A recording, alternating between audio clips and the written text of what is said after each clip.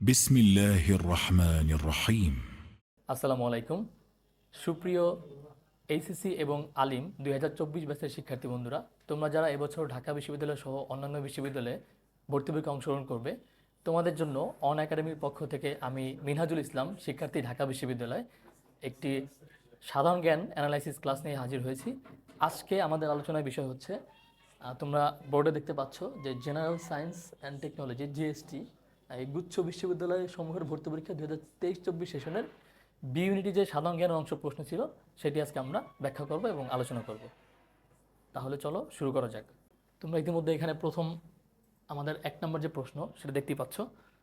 1 নম্বর প্রশ্নটি হচ্ছে, পায়রা সমুদ্র বন্দর কবে আনুষ্ঠানিক যাত্রা শুরু করে? আমাদের এখানে 4টি অপশন রয়েছে। অপশনগুলো তোমাদেরকে চোখ রাখো। 13ই আগস্ট 2016, 19 নভেম্বর 2023, 19 আগস্ট 2016 এবং সর্বশেষ অপশনটি হচ্ছে 18 ডিসেম্বর 2019। এই ক্ষেত্রে আমাদের উত্তরটি হবে 13ই আগস্ট 2016। আমরা চলে যাচ্ছি আমাদের পরবর্তী প্রশ্নে। 2 নম্বর প্রশ্নটি দেখো যে, অধিক বৃষ্টিপাতের জন্য পরিচিত মৌসিনরাম ভারতের কোন রাজ্যে অবস্থিত? তোমরা সবাই জানো যে ভারতের মেঘালয় রাজ্যের যে চেরাপুঞ্জি, সেখানে আসলে পৃথিবীর সবচেয়ে বেশি বৃষ্টিপাত হয়। সুতরাং আমাদের এই উত্তরটি হবে ভারতের মেঘালয় রাজ্যে।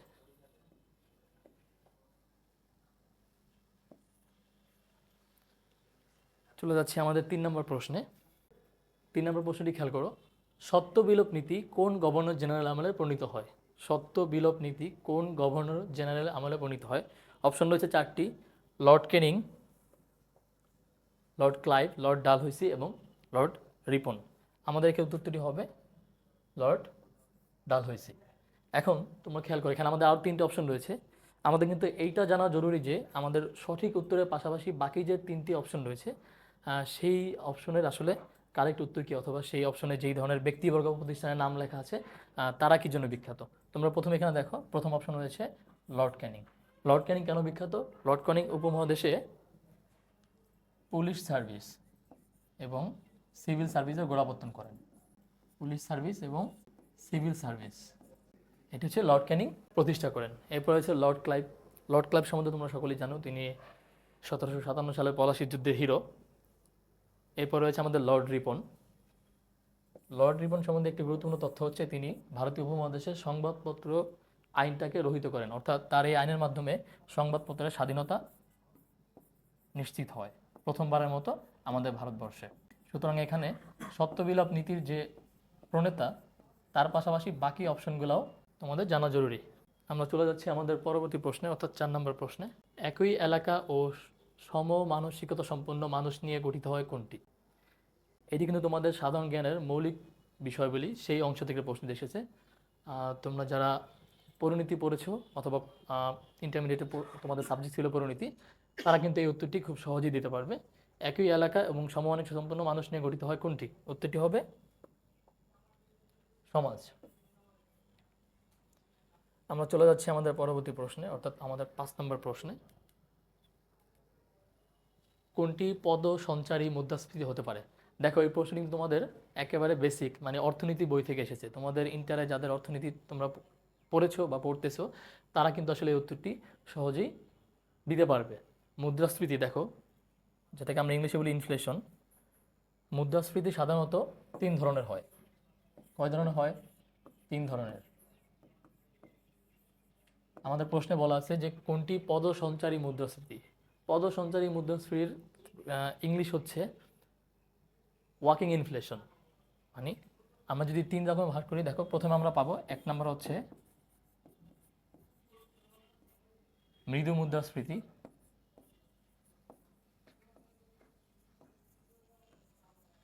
2 নম্বর হচ্ছে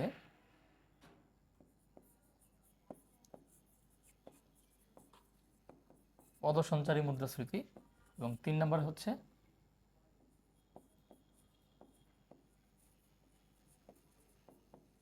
উচ্চ লম্ফন মুদ্রাস্ফীতি, যেটাকে আমরা ইংলিশে বলি রানিং অথবা হাইপার ইনফ্লেশন। সেই ক্ষেত্রে আমাদের এখানে উত্তরটা হবে 8%। তোমাদের মনে রাখা জরুরি যে মৃদু মুদ্রাস্ফীতি হচ্ছে 1 থেকে 5%, পদ সঞ্চারী হচ্ছে 5 থেকে 10%, এবং আমাদের যে হাইপার ইনফ্লেশন অর্থাৎ উচ্চ লম্ফন মুদ্রাস্ফীতি, সেটি হচ্ছে 10 থেকে 100% পর্যন্ত।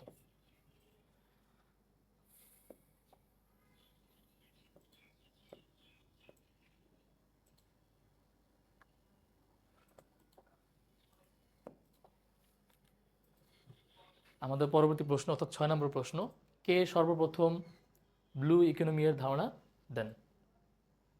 ব্লু ইকোনমি তোমরা অলরেডি জানো যে আমাদের সমুদ্র কেন্দ্রিক যে অর্থনীতি সেটিকে আমরা মোটা দাগে ব্লু ইকোনমি বলে থাকি।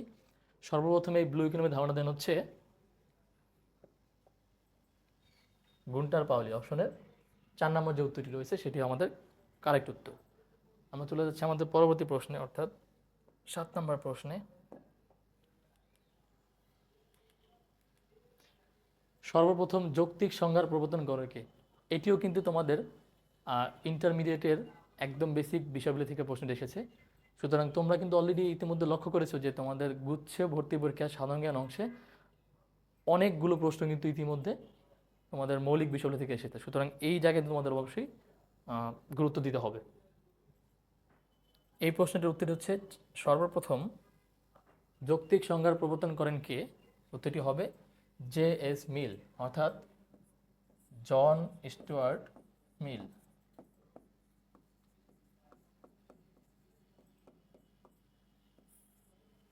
লজিক্যাল রিজনিং এর উনি জনক।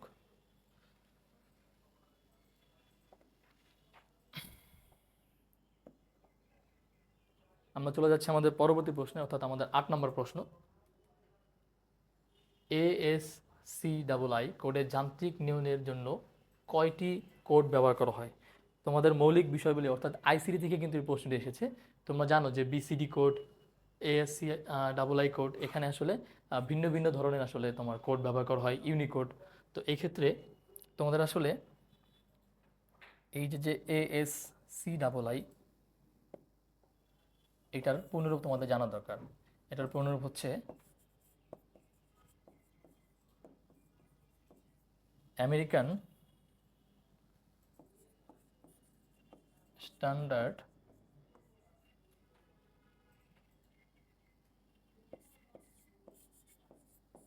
Code for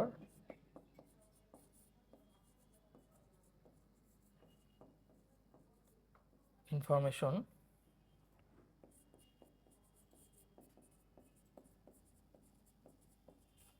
interchange. এটা হচ্ছে আমাদের ASCII এই কোডের ফুল ফর্ম, এবং এখানে উত্তরটি আমাদের কি হবে? 32। যদি প্রশ্নটি অন্যভাবে আসতো যে ইউনিকোডের আসলে কতগুলো কোড ব্যবহার করা হয়, তখন ইউনিকোডের প্রশ্ন কি হবে? 16টি।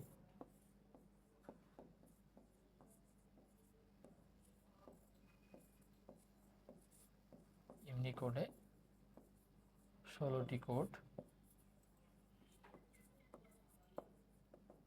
ব্যবহৃত হয়।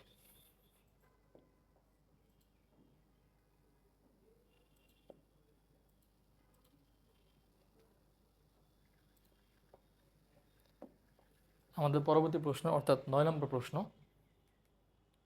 কোনটি BDMS এর উদাহরণ?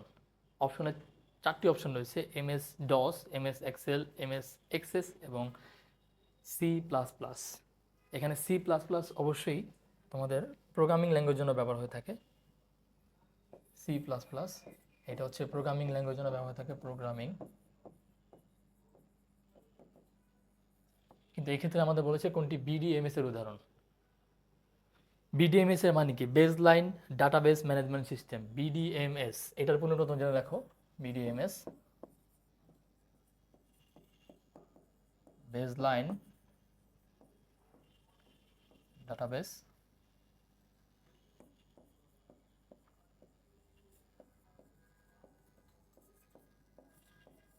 Management system. এবং এক্ষেত্রে আমাদের উত্তরটি কি হবে? উত্তরটি হবে MS এক্সেস। আমরা চলে যাচ্ছি আমাদের পরবর্তী প্রশ্নে অর্থাৎ 10 নম্বর প্রশ্নে।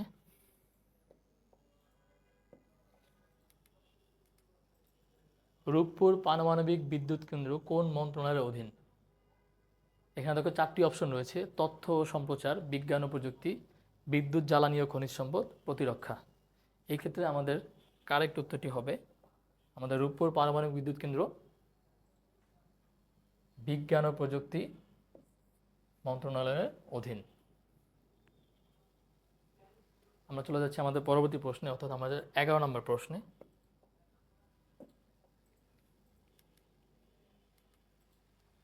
বিশ্বব্যাংক সংশ্লিষ্ট কোন সংস্থাটি স্বল্প আয়ের উন্নয়নশীল দেশে বেসরকারি খাতে আর্থিক সহায়তা ও পরামর্শ দিয়ে থাকে? অপশন 4টি রয়েছে: আইএফসি, আইবিআরডি, এমআইজিএ, আইসিএসআইডি। এই ক্ষেত্রে আমাদের কারেক্ট উত্তরটি হচ্ছে আইএফসি। বিশ্বব্যাংকের আইএফসি স্বল্প আয়ের উন্নয়নশীল দেশে বেসরকারি খাতে আর্থিক সহায়তা ও পরামর্শ দিয়ে থাকে।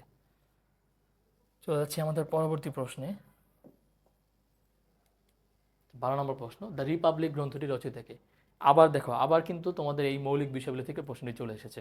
এই নিয়ে চতুর্থবার তোমাদের 30টি প্রশ্নের ভিতরে গুচ্ছে কিন্তু 4টা প্রশ্ন অলরেডি বেসিক বিষয় থেকে চলে এসেছে। রিপাবলিক গ্রন্থটির লেখক কে? রিপাবলিক গ্রন্থটির লেখক হচ্ছে প্লেটো। তোমাদের যারা পরিণীতি সুশাসন পড়তেছো তারা কিন্তু এই তথ্যটি ইতিমধ্যে জানো। সুতরাং পরিণীতি এবং সুশাসন এই সাবজেক্টে তোমাদেরকে গুরুত্ব দিতে হবে যদি সাধারণ জ্ঞানে ভালো করতে চাও। চলে যাচ্ছে আমাদের পরবর্তী প্রশ্নে, অর্থাৎ 13 নম্বর প্রশ্ন। কম্পিউটার থেকে প্রিন্টারে ডাটা প্রেরণের ক্ষেত্রে কোন পদ্ধতিতে ডাটা ট্রান্সমিশন হয়? কম্পিউটার থেকে প্রিন্টারে যখন আমরা ডাটা প্রেরণ করি তখন আসলে কোন পদ্ধতিতে ডাটা ট্রান্সমিশন হয়? 4টি অপশন রয়েছে: simplex, half duplex, full duplex, triplex. খেয়াল করে দেখো যে আমরা যখন কম্পিউটার থেকে যখন আমরা প্রিন্টারে ডাটা প্রেরণ করব, সেই ক্ষেত্রে শুধুমাত্র কম্পিউটার থেকে প্রিন্টারে ডাটা যাবে, বাট প্রিন্টার থেকে কিন্তু কখনো কম্পিউটারে ডাটা আসে না। সেই ক্ষেত্রে এটা একটা ওয়ান ওয়ে কমিউনিকেশন। সুতরাং এইটা কিন্তু আসলে তুমি চোখ বুঝে দাগাইতে পারতেছো, এটা হচ্ছে আমাদের সিমপ্লেক্স। যদি বলো তো হাফ ডুপ্লেক্স, হাফ ডুপ্লেক্সের উদাহরণ কি? Walkie talkie. অন্যদিকে তোমাদের ফুল ডুপ্লেক্স এর উদাহরণ কি? আমাদের যে বর্তমানে 3rd জেনারেশন থেকে আমরা যে মোবাইল ফোন ব্যবহার করতেছি, কারণ এখানে কি করতেছি, এটা টু ওয়ে কমিউনিকেশন এবং অ্যাট এ টাইম। সুতরাং এই অতিরিক্ত তথ্যগুলো, data transmission mode, data transmission method, optical fibre, wifi, WiMAX, এই বিষয়গুলো থেকে কিন্তু আসলে তোমাদের অনেক প্রশ্ন আসে। বিশেষ করে গুচ্ছ ভর্তি পরীক্ষাতে সাধারণ জ্ঞান অংশে এখান থেকে প্রশ্ন আসে। তো তোমরা আইসিটি বিষয়ে আরেকটু গুরুত্ব প্রদান করবে।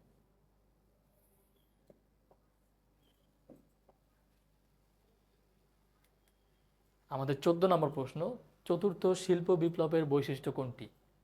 4টি অপশন রয়েছে: বাষ্প শক্তির অন্তর্ভুক্তিকরণ। বাষ্প শক্তির অন্তর্ভুক্তিকরণ এটা হচ্ছে প্রথম শিল্প বিপ্লবের একটি বৈশিষ্ট্য। কর্পোরেশনের মুনাফা সর্বাধিকরণ, এটি হচ্ছে তৃতীয় শিল্প বিপ্লবের একটি বৈশিষ্ট্য। ডিজিটাল প্রযুক্তির কেন্দ্রভূমিকতা। এইখানে এসে আমাদের কারেক্ট উত্তরটা পেয়ে গেছি।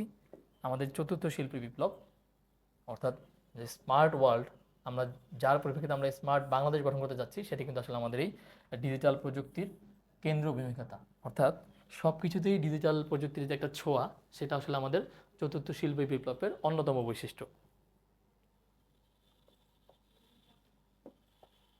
আমাদের পরবর্তী প্রশ্ন, 15 নম্বর প্রশ্ন। জাতির পিতা বঙ্গবন্ধু শেখ মুজিবুর রহমান কর্তৃক প্রদত্ত স্বাধীনতার ঘোষণা সংবিধানের কোন তফসিলে সন্নিবেশ?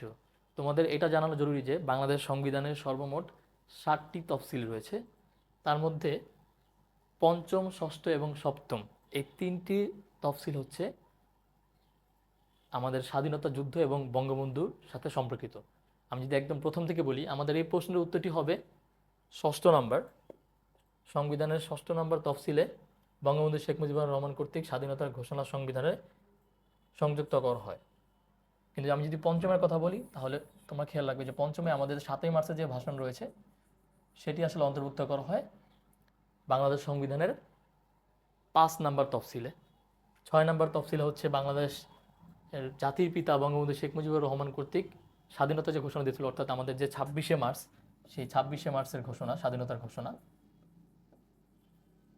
এবং সর্বশেষ অর্থাৎ বাংলাদেশ সংবিধানের 7 নম্বর যে তফসিল, সেখানে আসলে 1971 সালের 10ই এপ্রিল যখন মুজিবনগর সরকার তাদের স্বাধীনতার ঘোষণা প্রদান করে অফিসিয়ালি, সেটি কিন্তু আসলে আমাদের সংবিধানের 7ম তফসিলে সংযুক্ত করা হয়েছে। সুতরাং এই 3টি ইনফরমেশন তোমাদের মাথায় রাখা দরকার। এর যে কোনো কিন্তু তোমাদের পরীক্ষা আসতে পারে এবং এটা কিন্তু খুবই ইম্পর্টেন্ট একটি প্রশ্ন।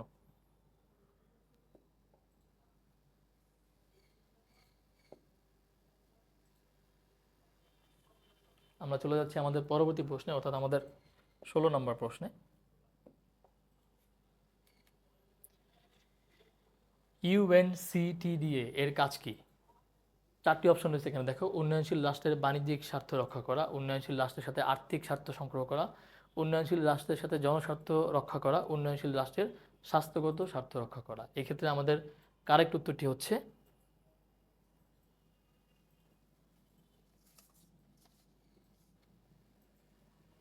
উন্নয়নশীল রাষ্ট্রের সাথে বাণিজ্যিক সম্পর্ক অর্থাৎ বাণিজ্যিক স্বার্থ রক্ষা করা। এটা হচ্ছে আমাদের ইউএনসিটিডি এর কাজ।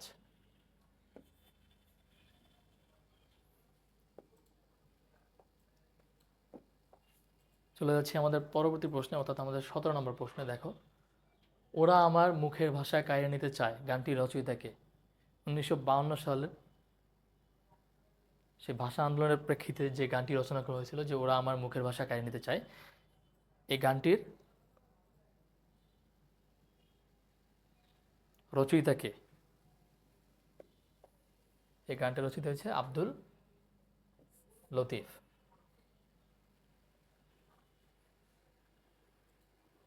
এখানে দেখো যে আমাদের আরও একটি চমৎকার অপশন কিন্তু এখানে রয়েছে, যে আব্দুল গাফফার চৌধুরী। এই ব্যক্তি সম্বন্ধে কিন্তু আসলে অনেক প্রশ্ন তোমাদের এই ভাষা আন্দোলন নিয়ে আসে।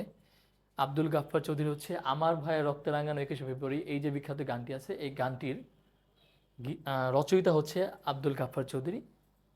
তো উনি হচ্ছে আমার ভাইয়ের রক্তে রাঙানো 21শে ফেব্রুয়ারি এই গানের রচয়িতা।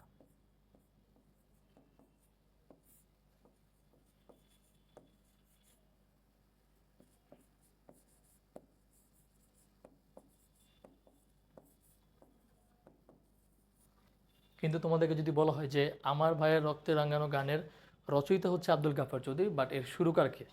তাহলে এর সুরকার, এর যে প্রথম এই গানটি যিনি শুরু করেছেন তার নাম হচ্ছে আব্দুল লতিফ, কিন্তু পরবর্তীতে আলতাফ মাহমুদ নামের একজন ভদ্রলোক, তিনি হচ্ছে এই গানটিকে সুর দিয়েছেন, যেটি আসলে সর্বাধিক প্রচলিত। অর্থাৎ আমরা যেই সুরে এখন আমার ভাইয়ের রক্তে রাঙানো 21শে ফেব্রুয়ারি গানটি শুনি, তার যে মূল সুরকার তিনি হচ্ছেন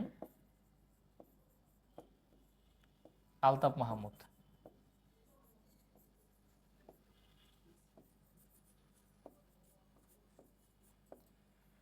তোমরা কিন্তু ইতিমধ্যে ভাষা আন্দোলন থেকে একটি প্রশ্ন পেয়ে গেছো, সুতরাং ভাষা আন্দোলন কিন্তু খুবই ইম্পর্ট্যান্ট। ভাষা আন্দোলন এর গুরুত্ব, এর পারিপার্শ্বিক অবস্থা, এই বিষয়ে যে গান, এগুলো থেকে প্রায় প্রশ্ন এসে থাকে। আমরা চলে যাচ্ছি আমাদের পরবর্তী প্রশ্নে, অর্থাৎ আমাদের 18 নম্বর প্রশ্নে।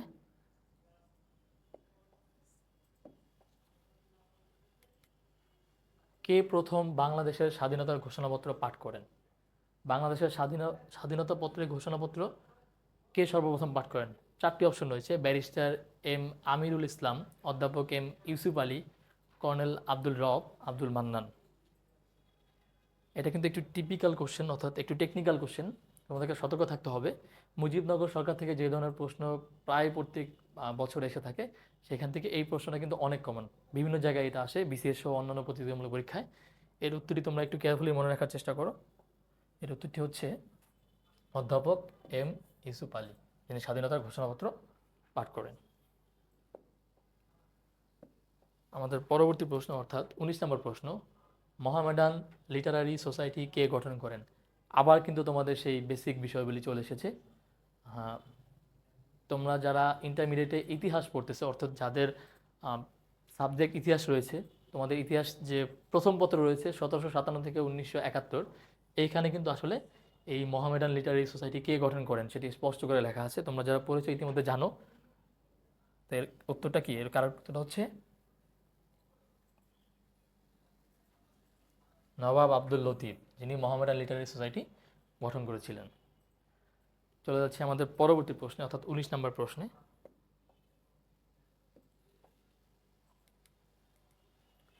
কোনটি ছাড়া সামাজিক উন্নয়ন সম্ভব নয়? দেখো, আবার তোমাদের সেই মৌলিক বিষয়গুলো থেকে প্রশ্ন চলে এসেছে, আবার সেই পরিণতি এবং সুশাসন, সেখান থেকে কিন্তু আরেকটি প্রশ্ন চলে এসেছে, যে কোনটি ছাড়া সামাজিক উন্নয়ন সম্ভব নয়। 4টি অপশন রয়েছে: সাংস্কৃতিক উন্নয়ন, অর্থনৈতিক উন্নয়ন, সামাজিক সম্প্রীতি এবং প্রযুক্তির বিকাশ। সবসময় মনে রাখতে হবে যে অর্থনৈতিক উন্নয়ন ছাড়া এই জগতে কোনো উন্নয়নই সম্ভব না। সুতরাং সামাজিক উন্নয়ন যদি করতে হয় তাহলে সবার আগে অর্থনৈতিক উন্নয়ন করতে হবে। সুতরাং এই ক্ষেত্রে আমাদের কারেক্ট উত্তরটি হচ্ছে অর্থনৈতিক উন্নয়ন। চলে যাচ্ছে আমাদের পরবর্তী প্রশ্নে, অর্থাৎ আমাদের 21 নম্বর প্রশ্নে। রাফা সীমান্ত, রাফা সীমান্ত কোন যুদ্ধের সাথে সম্পর্কিত? বর্তমান বিশ্বে ইসরায়েল ফিলিস্তিন যুদ্ধের ব্যাপারে জানে না প্রায় এমন কেউ নেই বললেই চলে। সুতরাং আমাদের যে ইসরায়েল ফিলিস্তিন যে যুদ্ধ হচ্ছে, আমাদের হামাস ভার্সেস যে ইসরায়েল যে যুদ্ধ হচ্ছে, সেইখানে যে গাজা সীমান্ত সেটা তোমরা সকলেই জানো, এর পাশাপাশি যে রাফা সীমান্ত রয়েছে এটা কিন্তু তোমাদের আসলে জানা দরকার। রাফা সীমান্ত ইসরায়েল ফিলিস্তিন যুদ্ধের সাথে সম্পর্কিত। আমরা চলে যাচ্ছি আমাদের পরবর্তী প্রশ্নে, অর্থাৎ আমাদের 22 নম্বর প্রশ্নে।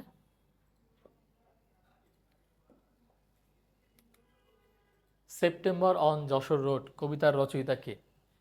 1971 সালের মুক্তিযুদ্ধ নিয়ে একটি প্রশ্ন দেখে এসেছে, যেটা প্রায়ই বলা হয় যে ভাষা আন্দোলন এবং 1971 সালের মুক্তিযুদ্ধ, এই অংশ থেকে আসলে 2-3টি প্রশ্ন প্রত্যেক বছরই থাকে। তো সেখান থেকে একটি প্রশ্ন এসেছে, সেপ্টেম্বর অন যশোর রোড কবিতার রচয়িতা কে? George Harrison, Paul Wallace, Bob Dylan এবং অ্যালেন গিন্সবার্গ। উত্তরটি কি হবে? Allen Ginsberg. খুবই ফেমাস একটি কবিতা সেপ্টেম্বর অন যশোর রোড, যেটি লিখেছেন অ্যালেন গিন্সবার্গ। আমাদের পরবর্তী প্রশ্ন 23 নম্বর প্রশ্ন। কোনটি ম্যালথাসের জনসংখ্যার তত্ত্বের অনুমিত শর্ত? তোমাদের ইন্টারমিডিয়েটে যাদের ইকোনমিক্স রয়েছে, যারা ইকোনমিক পড়ছো, তারা কিন্তু আসলে এই ম্যালথাসের জনসংখ্যা theory, population theory of Malthus, এর সঙ্গে কিন্তু আসলে খুব ভালোভাবে পরিচিত। সুতরাং এই ম্যালথাসের যে জনসংখ্যা থিওরি রয়েছে, তত্ত্ব রয়েছে, এর সাথে আসলে কোন শর্তটা প্রযোজ্য? 4টি অপশন এখানে রয়েছে। কৃষিক্ষেত্রে ক্রমহ্রাসমান উৎপাদন বিধি প্রযোজ্য, উৎপাদন প্রযুক্তি পরিবর্তনশীল, কৃষি ন্যূনতম উৎপাদন ব্যবস্থা, নরনারীর মধ্যে আকর্ষণ অনিয়ন্ত্রিত। এইখান থেকে আমাদের একমাত্র কারেক্ট উত্তরটি হচ্ছে কৃষিক্ষেত্রে ক্রমহ্রাসমান উৎপাদন বৃদ্ধি প্রযোজ্য, অর্থাৎ তোমাদের এগ্রিকালচারে ডিমিনিশিং মার্জিনাল প্রোডাক্টিভিটি, এই শর্তটা কিন্তু আসলে এখানে প্রযোজ্য ম্যালথাসের জনসংখ্যা থিওরির ক্ষেত্রে। এটা কিন্তু তোমাদের মনে রাখতে হবে।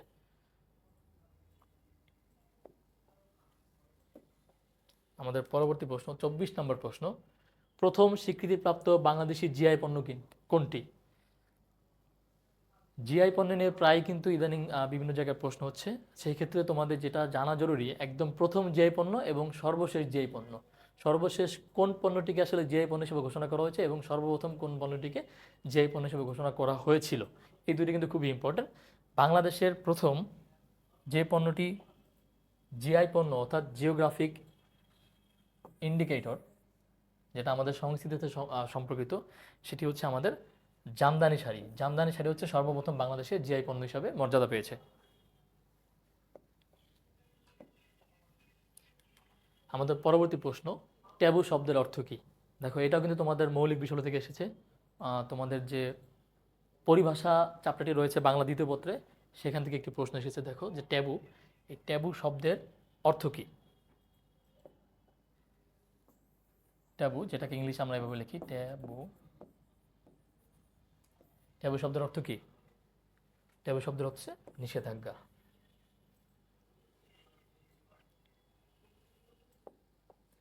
চলে যাচ্ছে আমাদের পরবর্তী প্রশ্নে, অর্থাৎ 26 নম্বর প্রশ্নে। বই কোন ধরনের সংস্কৃতি? এটাও তোমাদের মৌলিক বিষয় থেকে প্রশ্ন এসেছে যে বই কোন ধরনের সংস্কৃতি। অপশন রয়েছে 4টি, লোকজ, অবস্তুগত, নাগরিক, বস্তুগত। বই অবশ্যই বস্তুগত, সুতরাং আমাদের বই কি? বস্তুগত সংস্কৃতি।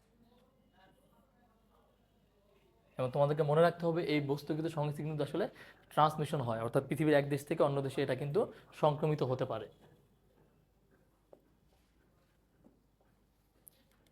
আমাদের পরবর্তী প্রশ্ন, অর্থাৎ 27 নম্বর প্রশ্ন। বাংলাদেশি জাহাজ এমভি আবদুল্লাহ কত তারিখে সোমালিয়ান জলদস্যুর কবলে পড়ে? এটা কিন্তু তোমাদের সাম্প্রতিক বিষয় থেকে প্রশ্ন এসেছে এতক্ষণ পরে। ফাইনালি 26টা প্রশ্ন শেষ করার পরে 27 নম্বরে এসে আমরা একটি সাম্প্রতিক বিষয়গুলো থেকে প্রশ্ন পেয়েছি। সুতরাং তোমরা অনুমান করতে পারতেছো যে সাম্প্রতিক বিষয়গুলো থেকে কিন্তু আসলে খুব কম প্রশ্ন এসেছে 2023-24 সালের জিএসটি পরীক্ষায়। খুবই আলোচিত যুদ্ধ জাহাজ এমভি আবদুল্লাহ।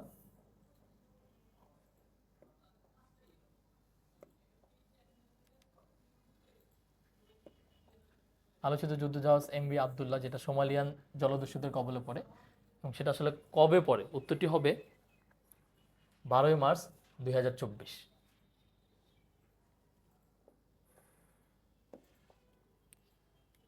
আমাদের 28 নম্বর প্রশ্ন, ক্ষুদ্র নৃগোষ্ঠী কুকি কোন অঞ্চলে বসবাস করে?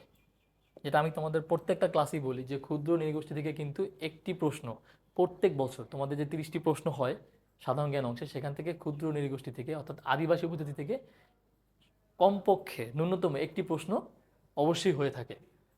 দেখো এখানেও চলে এসেছে যে ক্ষুদ্র নৃগোষ্ঠী কুকি কোন অঞ্চলে বসবাস করে। 4টি অপশন রয়েছে: মৌলভীবাজার, সিলেট, কক্সবাজার, পঞ্চগড়। মৌলভীবাজারে কারা বাস করে? মৌলভীবাজারে বাস করে যারা মণিপুরী তারা। খেয়াল রাখো, সিলেট, এখানেও মণিপুরী। কক্সবাজার, কিন্তু আমাদের কারেক্ট উত্তর। কক্সবাজারে কুকি এবং রাখাইনরা বসবাস করে। এবং পঞ্চগড়ে কারা বাস করে? পঞ্চগড়ে বাস করে সাঁওতালরা।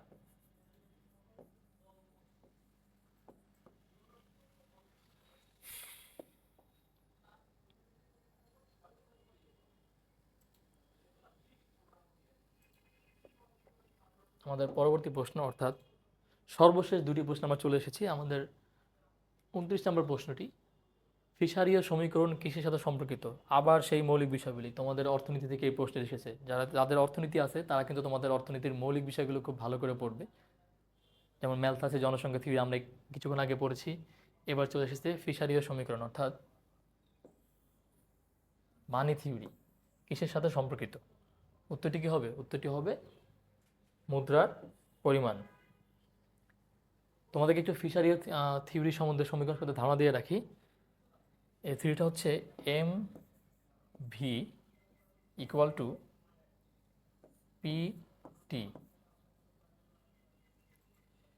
এখানে এম হচ্ছে মানি সাপ্লাই,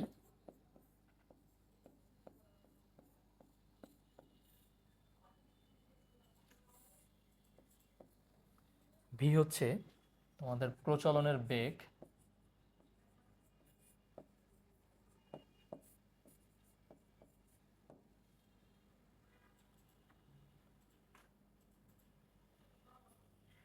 সুতরাং এই ইকুয়েশন তোমাদের মনে রাখা দরকার যে M V equal to PT. এটা হচ্ছে আমাদের ফিশারীয় সমীকরণের ইকুয়েশন এবং এটা মুদ্রার পরিমাণের সাথে সম্পর্কিত।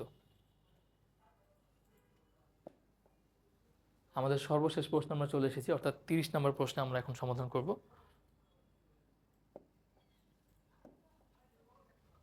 দুই 2023-24 সালের জিএসটি পরীক্ষায় আসা সাধারণ জ্ঞান অংশের সর্বশেষ প্রশ্নটি, অর্থাৎ 30 নম্বর প্রশ্নটি, বাংলাদেশ কত সালে WHO ওয়ার্ল্ড হেলথ অর্গানাইজেশনের সদস্যপদ লাভ করে?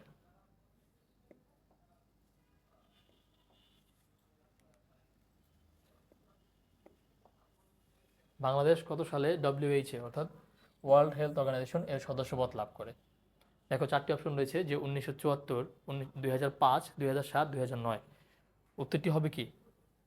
1974। 1974 সালে বাংলাদেশ ওয়ার্ল্ড হেলথ অর্গানাইজেশন অর্থাৎ হু এর সদস্যপদ লাভ করে। এবং কততম দেশ হিসাবে, অনেক সময় প্রশ্নটা একটু ঘুরিয়ে আসে যে বাংলাদেশ কততম দেশ হিসাবে ওয়ার্ল্ড হেলথ অর্গানাইজেশনের সদস্যপদ লাভ করে, তখন উত্তরটি হবে 136তম দেশ হিসাবে।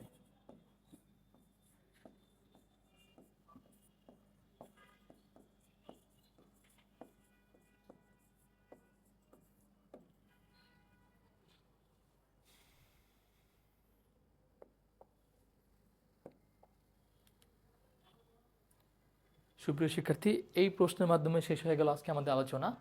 আজকে এখান থেকে বিদায় নিচ্ছি।